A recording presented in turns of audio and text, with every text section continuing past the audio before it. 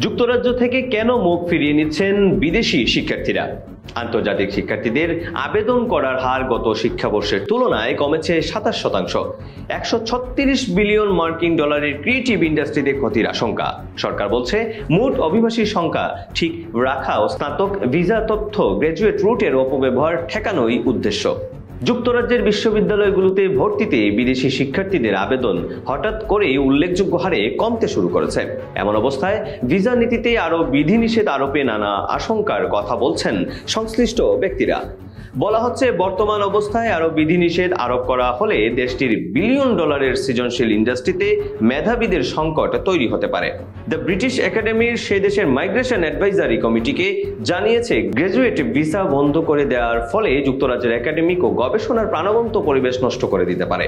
বিদেশি শিক্ষার্থীদের সংখ্যা ক্রমাগত কমিয়ে ফেললে বিশ্ববিদ্যালয়গুলোর আর্থিক স্থিতিশীলতা হুমকির মুখে পড়তে পারে।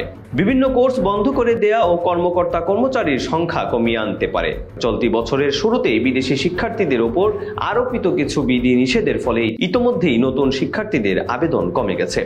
এর ওপর যদি গ্র্যাজুয়েট ভিসার ওপর নতুন করে বিধিনিষেধ আরোপ করা হয়, তবে তা আরও খারাপ পরিস্থিতি তৈরি করতে পারে।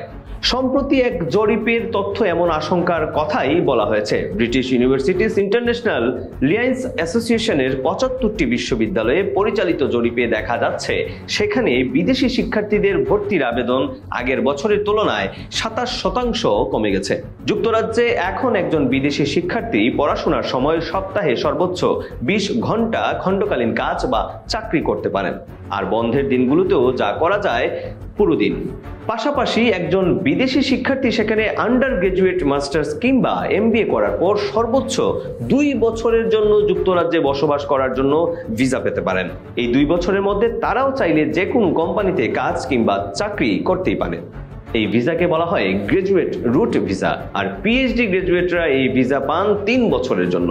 এর বাইরেও স্কিলড ওয়ার্কার ভিসার মাধ্যমেও বিদেশি শিক্ষার্থীরা সেখানে বৈধভাবে কাজ করতে পারেন। কিন্তু উদ্ভূত পরিস্থিতিতে সেখানে এসে গ্র্যাজুয়েট ভিসার উপর বিধিনিষেধ আরোপে আশঙ্কার কথা জানাচ্ছেন সংশ্লিষ্ট মহল।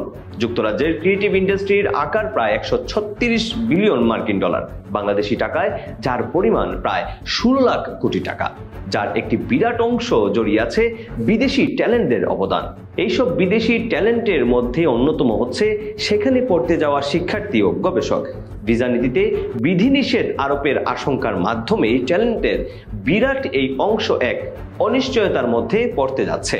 সেন্ট অ্যান্ড্রুস বিশ্ববিদ্যালয়ের উপাচার্য এবং ইউনিভার্সিটিজ ইউকের প্রেসিডেন্ট সেলি ম্যাপস্টোন স্কাই নিউজকে বলেন, বিদেশি শিক্ষার্থীরা যুক্তরাজ্যের সংস্কৃতির জন্য খুবই গুরুত্বপূর্ণ। তারা বিশ্ববিদ্যালয়ের অবদান রাখেন, অর্থনীতিতে অবদান রাখেন, দক্ষতা খাত এবং চাকরির বাজারেও বিরাট অবদান রাখেন। সরকার যদি বিদেশি শিক্ষার্থীদের সংখ্যা কমিয়ে আনার পরিকল্পনা করে, তবে শুধু বিশ্ববিদ্যালয়গুলো নয়, পুরো যুক্তরাজ্যের জন্যই তা হবে বিপর্যয়কর পদক্ষেপ।